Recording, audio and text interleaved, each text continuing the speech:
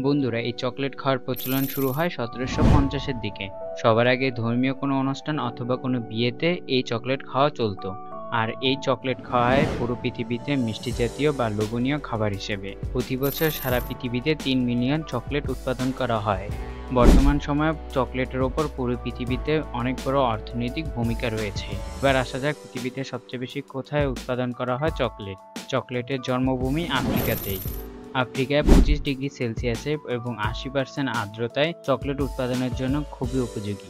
আফ্রিকায় ঘানা সহ প্রচুর অঞ্চলেই চকলেট উৎপাদন করা হয়। মায়ান সভ্যতার সময় চকলেট খাওয়া হতো। মায়ানদেরও আদিবাস ছিল আফ্রিকায় এবং আমেরিকাতে। এই চকলেট উৎপাদন করা হয় একটি গাছের ফল থেকে। ফলটা আফ্রিকাতে ক্যাকাও নামে পরিচিত। ক্যাকাও গাছ আফ্রিকাতে অনেক বেশি পরিমাণ পাওয়া যায়, কারণ ওইখানকার ভৌগোলিক অবস্থান এবং আর্দ্রতা এই ফলের জন্য খুবই উপযোগী। যদিও ক্যাকাও গাছ খুব সংবেদনশীল, কিন্তু এই ফলগুলোর গোটা খুব বেশ শক্ত এবং পেকে সহজে পড়ে যায় না, দেখতে অনেকটা পেঁপের মতো। তাছাড়া এই গাছের ফলগুলো একটার পর আরেকটা জন্মায়, যার জন্য সহজে ঝেড়ে পড়ে যায় না। এক একটা ফলে প্রায় 40টার মতো বীজ থাকে।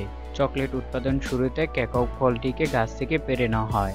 এগুলা সংগ্রহ করার পর কৃষকেরা নিজ হাতে ছিলে এবং নিজ হাতে বীজটি সংগ্রহ করে। অনেকটা দেখতে কাঁঠাল ফলের মতো, যা ভিতরের অংশে থাকে।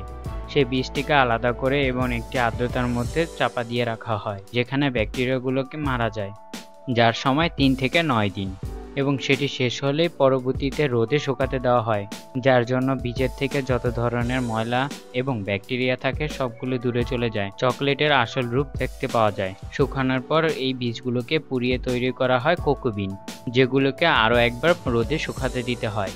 এই শুকানোর পর চকলেটের আসল রং ফিরে আসে। পরবর্তীতে এগুলোকে প্যাকেট করে বিভিন্ন দেশে পাঠিয়ে দেওয়া হয়, যেগুলো বিভিন্ন ফ্যাক্টরি তা কিনে নেয়, এবং ফ্যাক্টরিতে আসার পর এগুলোকে বিভিন্ন ধরনের পদ্ধতিতে যাচাই বাছাই করা হয় এবং পরিশোধন করা হয়।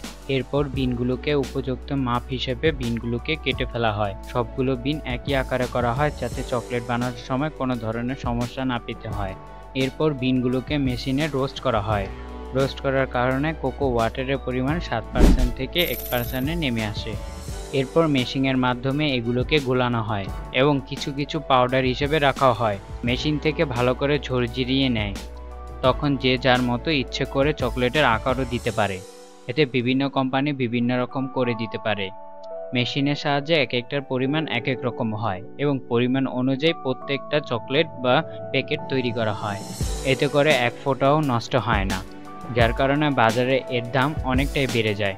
পরবর্তীতে এগুলোকে প্যাকেট করে বাজারজাত করা হয় এবং বাজারজাত থেকে দোকান হয়ে আমাদের কাছে চলে আসে, আর আমরা এটি খেয়ে আনন্দ পাই। তো বন্ধুরা, আজকের ভিডিও এই পর্যন্ত। আগামী দিন আসবো অন্য আরেকটি ভিডিও নিয়ে।